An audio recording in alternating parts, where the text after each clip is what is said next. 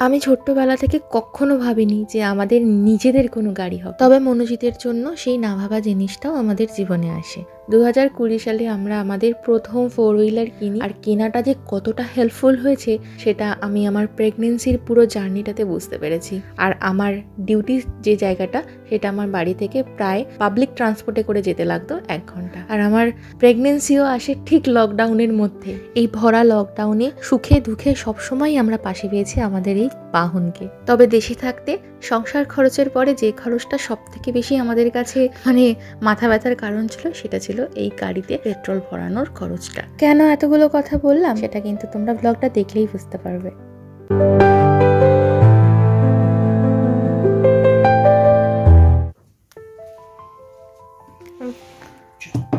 Thank you. ছেলেকে জিজ্ঞেস করলাম, হ্যাঁ রে বাবা কি করছে, বললো বাবা চা বানাচ্ছে। বললাম ও আচ্ছা আচ্ছা, থ্যাংক ইউ। আর সঙ্গে সঙ্গে চাটা চলেও এলো। Thank you. পর্দাটা একটু টেনে দেবে, দরজাটা খোলাই থাক।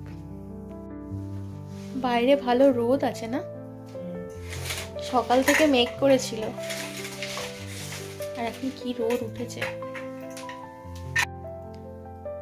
বরের হাতের গরম গরম চা, শুধু চাই খাবো এখন, আর কিছু খাবো না।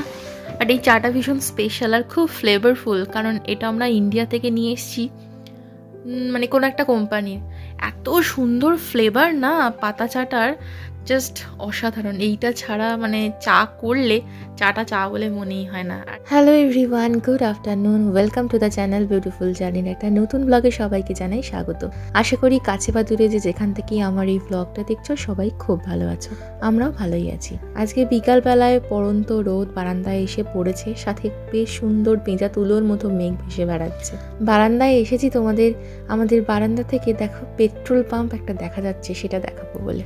বারান্দায় আসার সঙ্গে সঙ্গেই রোদের পাশাপাশি শুরু হলো বেশ ভালো ঝোড়ো হাওয়ার জন্য বেশ ভালো ঠান্ডাও লাগছে।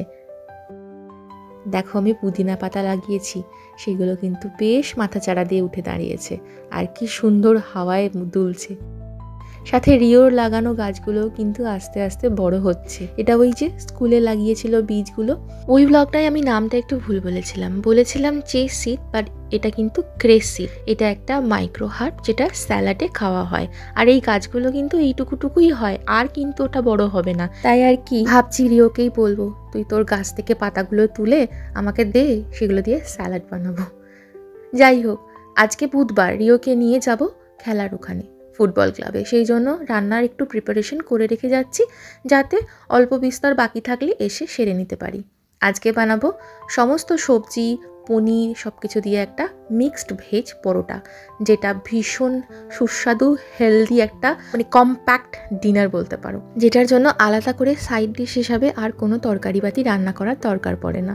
তার জন্য আমি এখানে গাজর আর বাঁধাকপি ডুমু করে কেটে নিয়েছি, সাথে একটু ধনেপাতাও কেটে নিলাম। তোমরা চাইলে পেঁয়াজ দিতেই পারো, বাট আমি পেঁয়াজটা এখানে অ্যাভয়েড করছি। প্রথমে বাঁধাকপিটা আর গাজরটাকে এই চপারে দিয়ে একদম মিহি করে কুচি করে নিচ্ছি।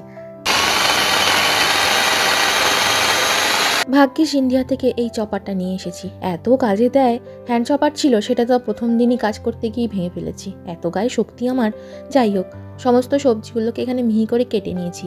আর একটা সাইডে আমি একটুখানি কর্ন আর মটরশুঁটি সেদ্ধ করে নিয়েছি, এটাকেও চপারে দিয়ে একেবারে মিহি করে চপ করে নিলাম।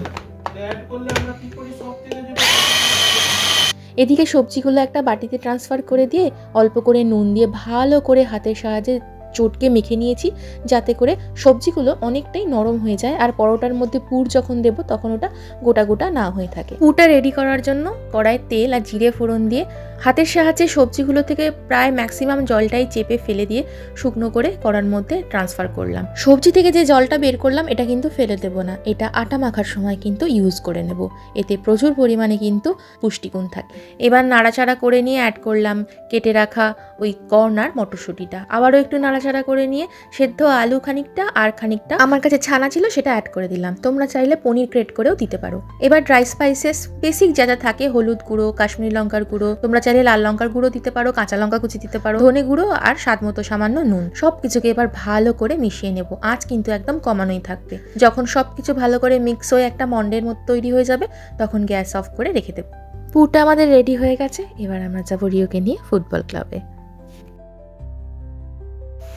এখন যাচ্ছি রিওর ফুটবল খেলার জন্য ফুটবল ক্লাবে। আজকে প্রায় 3 সপ্তাহই বলতে পারো, 3 সপ্তাহের মতো হয়ে গেল মনোজিৎ কোথাও বেরোয় না। আগের দিন গেছিল পার্কে, আজকে প্রথম বেরোচ্ছে ফুটবলের জন্য।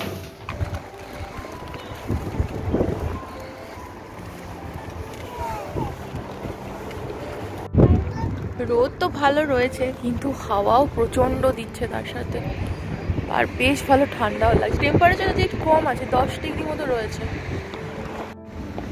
তাই এরা দুজন বাবা আর বেটাতে মিলে টুপি পরে বেরিয়েছে।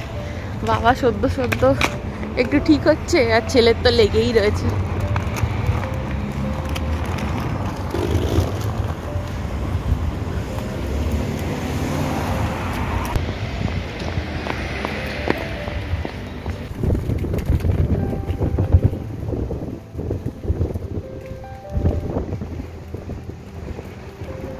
আজকে প্রায় 3 সপ্তাহ পরে মনোজিৎ এসছে রিওর সাথে ফুটবল ক্লাবে।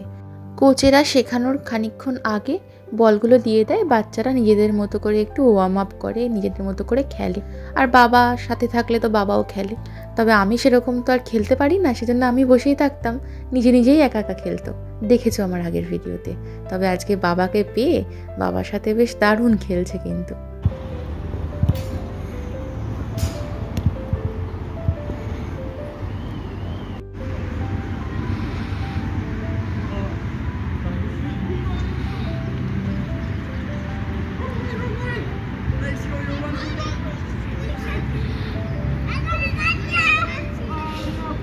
তোমার ছেলে কথা বলছে।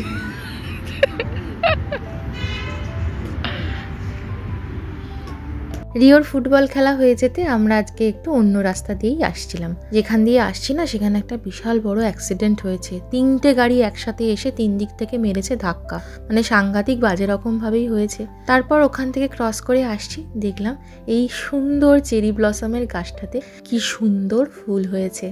এখন তো চারিদিকে চেরি ব্লসমের গাছে পুরো ভরে গেছে।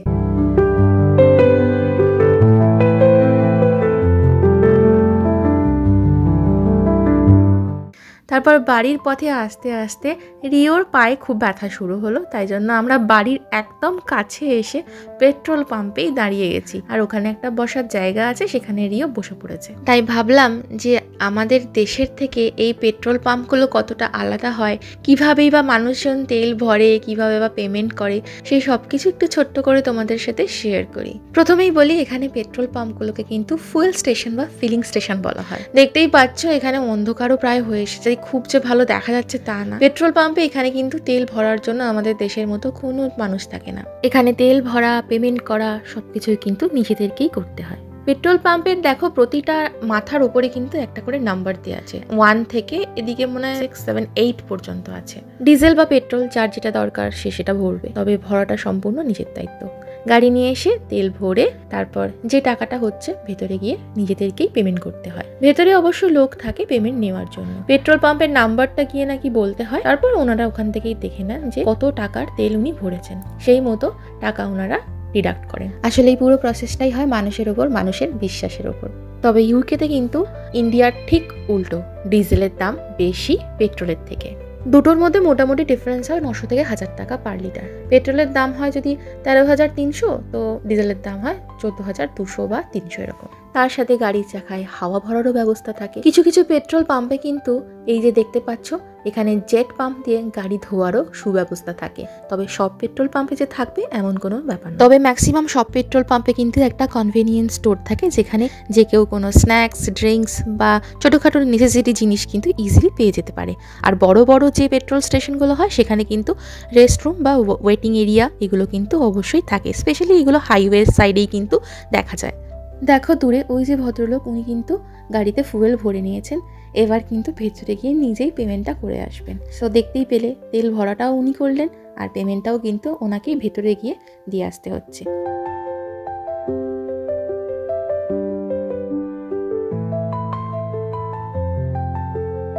এবার নিশ্চয়ই বুঝে গেছে ব্লগের শুরুতে কেন আমি গাড়ির কথা বলেছিলাম। বাড়ি ফিরে হাত মুখ ধুয়ে ফ্রেশ হয়ে গেছি, আর এখানে আটাটাও মেখে নিয়েছি। এদিকে পুরটা তো রেডি করে রেখে গেছিলাম, একটু শুধু ওপর থেকে কাঁচা লঙ্কা কুচিয়ে দিলাম আর একটু গরম মশলার গুঁড়ো, ব্যাস। এবার একটু জাস্ট মিশিয়ে নেব। এবার এখানে আমি 5টা মতো নেচে নিয়েছি, কারণ এগুলো বেশ মানে ফুলফিলিং হয়, একটা খেলেই প্রায় পেট ভরে যায়। বাট বিশ্বাস করো, একটা নয় আমি 2টো খেয়ে নিয়েছি, এত ভালো খেতে হয়েছিল। আর গরম গরম যদি সস আর একটু স্যালাডের সাথে খাও, আহা হা হা, সে স্বাদের ভাগ হবে না, এরকম খেতে হয়েছে। এনিওয়েজ, পুরগুলো আমি ঝটপট করে প্রতিটা নেচির মধ্যে যথেষ্ট বেশি পরিমাণে দিয়ে ভরে নিয়েছি। আর যেটা বেঁচে গেছে এটাকে স্যান্ডউইচের পুর হিসাবে নেক্সট দিন ব্যবহার করে নেব ভাবছি, তাই একটা কৌটোতে ভরে ফ্রিজে রেখে দিলাম।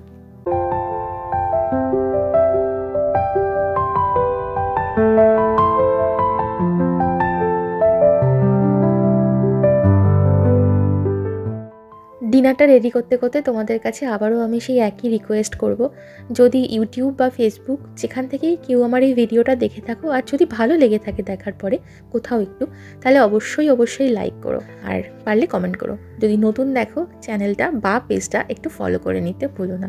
আমার এই ভিডিওটা পোস্ট হবে পয়লা বৈশাখের দিন, তাই সবাইকে জানাই শুভ নববর্ষের অনেক অনেক শুভেচ্ছা। বড়দেরকে প্রণাম, ছোটদের জন্য অনেক ভালোবাসা। আগামী বছর সবার খুব ভালো কাটুক এই প্রার্থনাই করি। আর এদিকে কথা বলতে বলতে আমারও ডিনার রেডি হয়ে গেছে। রিওকে ঘুম পাড়িয়ে এসে তারপরে আমরা ডিনারটা করব। এটা কি রাত্রি 10টার সময় ক্রিম দিয়ে স্নান করছো?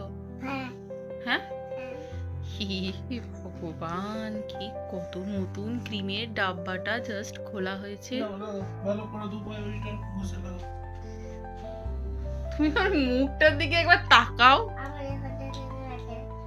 দুটো পায়ে লাগাও, যেটা হাতে লেগে আছে পায়ে লাগাও। কি অবস্থা! এইখান পর্যন্ত হয়েছে লাগানো। এখনো বেঁচে আছে অনেক।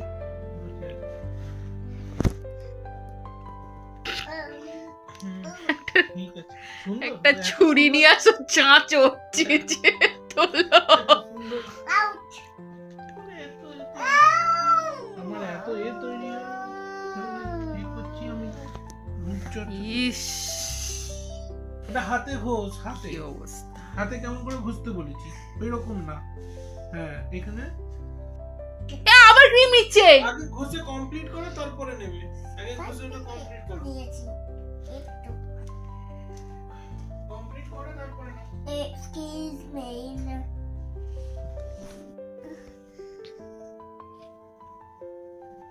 এটা কি করছিস? তেল মাখাচ্ছি। হ্যাঁ, তেল মাখাচ্ছি। কাকে? তেল ভালো হয়ে যায়। তেল মাখাচ্ছে। কবে একটা কি ছড়ে গেছিল, সেটা ভালো হয়ে গেছে, ওখানে গিয়ে তো তেল মাখাচ্ছে ক্রিম দিয়ে। পুরো ক্রিমে স্নান করেছে রাত্রি 10টার সময়। চলো, রিওর এই দুষ্টুমি দিয়ে আজকের ভিডিওটা এখানেই শেষ করছি। সবাইকে আবারও একবার নতুন বছরের অনেক অনেক শুভেচ্ছা জানিয়ে আজকের মতো ভিডিওটা এখানেই শেষ করছি। সবাই খুব ভালো থেকো, সাবধানে থেকো, সুস্থ থেকো। দেখা হচ্ছে নেক্সট আর একটা নতুন ভিডিওতে। Take care, bye by.